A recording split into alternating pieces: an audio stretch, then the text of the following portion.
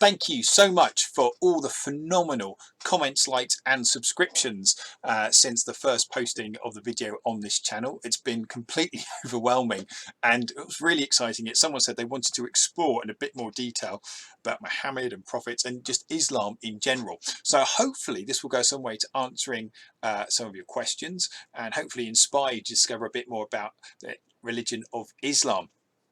I thought what we'd do, we'd look at the Hajj, and Hajj is an obligation, a duty for Muslims. It's simply a pilgrimage, and a pilgrimage is a journey with a special meaning. I thought we'd use a fantastic piece of software called Google Earth. It started in 2001 and was simply Google's attempts to map and detail the world and give access to everybody to be able to have these astonishing images. It even has toppled dictators. Colonel Gaddafi, when he was outed by the rebels, they used Google Earth to help plan their advances and their military tactics. So it really is quite something. But first of all, have a look at this. Here we are at something called the Masjid al-Haram. Masjid is the Arabic word for mosque. Please excuse my pronunciation, not just of Arabic, but also Hindi, Sanskrit, and certainly just English. But the wonderful thing about RS, it encompasses so many different disciplines. And the thing about the Masjid al-Haram, it's the largest place of worship in the world and the second largest building in the world. And it's in Saudi Arabia in the city of Mecca, which is in the Middle East, and this is where Muslims need to travel to. So we've got this amazingly huge and vast complex in Saudi Arabia, in Mecca, and what we're going to do, we're going to take our little figurine here and we're going to drop them right into the central complex here of the mosque. And as you can see here, one of the advantages of using Google Earth is very, very clear, which is I wanted to put across to you the sense of scale and the sense of Ummah. Ummah simply means the worldwide community of Muslims. And you'll notice that, so for example, the men are ihram, wearing ihram, which is two pieces of simple white garments. The idea is that you prepare yourself physically and spiritually for the Hajj by being very simply and just being without any of your sort of gadgets, without any of your wealth, without any of your trappings. The idea is that everybody is equal, as it were. And this wonderfully imposing structure is the Kaaba. In a mosque, when Muslims pray, they make sure they're facing the Kaaba. It was believed to have been built by Adam, the first man, and is the oldest place of worship. If you look, it's got this black cloth.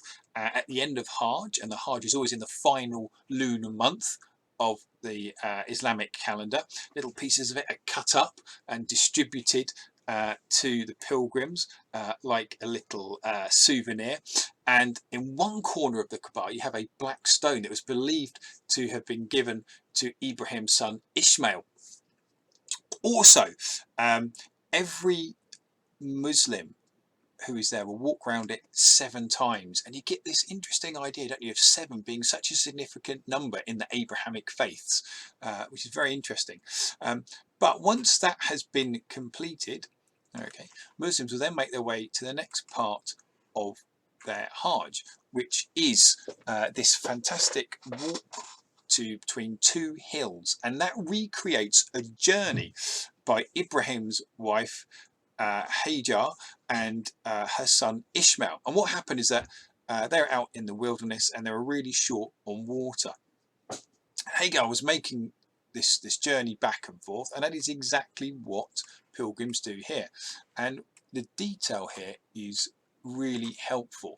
So not only do you get the epicness of it, but also these little touches. So you can see here there's some fans help keep everybody cool because you're in Saudi Arabia.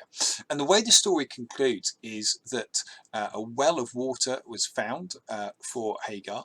It's still there today, and it's called the Zamzam well. And the water can be bottled, and Muslims will take sort of the water home with them, and so forth. Okay, so you get a really interesting idea of how water is really refreshing, isn't it? And water is very important in Islam. When washing for salah, for prayer, wudu, it is an important concept. So that's one part of the Hajj. The next part of the journey is this, and it's around the plains of Arafat. And what happens here is something called wukuf. Okay, again, sorry for the pronunciation. It's when Muslims will stand before, literally stand before Allah for the whole day and pray and ask for forgiveness for their sins.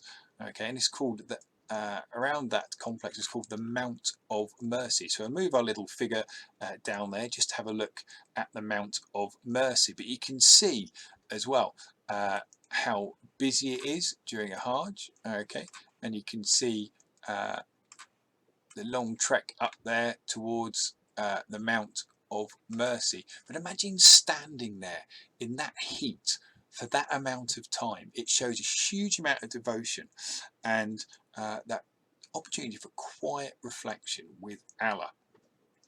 And that's something you may want to empathize with and think about as you're exploring Islam. Can you actually put yourself into those shoes and actually think about what it must be like to do that?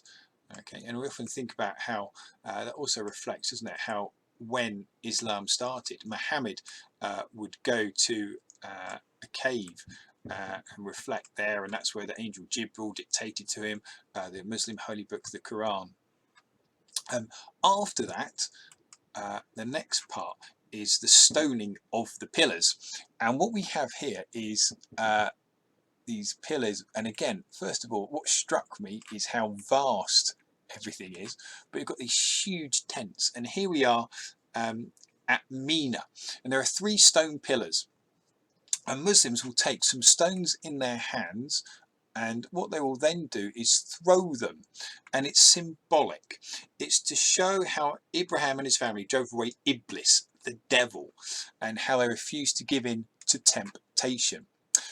Okay, and a little scooch around here, and we can see again just the how many people are there and what they're doing, and you can see just the huge swathes of people getting ready to perform that particular ritual. So again, have a little look around, have a play with it, and just really get a sense of what it must be like to be there. A truly, truly memorable moment in the life of a Muslim. After that, there will then be a celebration, Eid al-Adha, and what happens there? An animal is slaughtered and to eat, but if there's not enough for the poor, that will be donated to them, and that's very important as well to show that Muslims are part of a worldwide community, as it were. And then, if you some might stay a little bit longer, what they might do is travel a little bit further, okay, to Medina, another city, and to the mosque Al Masjid An Nabawi, and here is actually the tomb of Prophet himself, Muhammad. And we'll just take our little fellow and we'll drop him down in there. And I think this is important to say as well, because what it does do is it just shows you how the Hajj can be extended for a little bit longer. Now, doesn't seem to be a little technical glitch there, but let's just see if we can do it one more time. Okay, just pull him over into there, because that'd be a really nice way to finish. In the meantime, use Google Earth to explore other faiths and traditions, particularly for pilgrimage. So, for example, it might be the River Ganges in Hinduism. It might be, for example, the Golden Temple in Amritsar, which is a significant place in the Sikh faith. Or it might even be looking at the indigenous peoples of Australia and Mount Uluru, and looking at the significance of that. And very thankfully, just on cue, here we are inside the mosque where the tomb of Muhammad is. So, thank you so much for watching. I would invite you to please comment, like and subscribe, and of course, enjoy your learning.